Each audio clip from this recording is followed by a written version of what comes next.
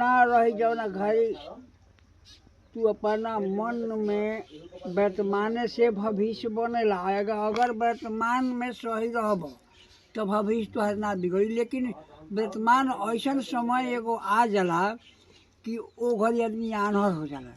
शुद्ध बुद्धि जोर बा तो लालच के बस में भूला जाला। तो वही घड़ी संभारे के बा तो नहीं खन न संभरत आदमी संभारा नहीं खन संभरत आदमी न तबे गड़बड़ाए के कारण ही जवानी अवस्था में हमार औरत गुजर गई।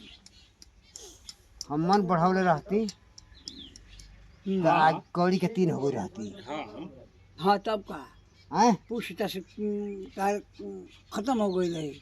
मान मर्यादा भी खत्म हो हाँ गई। उहे मन मजा आज तक कोई लड़का इना ने कोई ऐसा कि बाबू ऐसा कहलन आओ बाबू खा लो काहे को होता ऐसा करम कोई करो कैले छोटका तोहार बाहर रहेला के जे बा नहीं बाहर बा अब आई सब पारा पारी जाला सन। हाँ नहीं ई कहां चला हरदेव हाँ हरदेव नौरंग कहां चला ना अब ना पहले जात रहा ना अब हाथ कदम बता पहले जात रहा।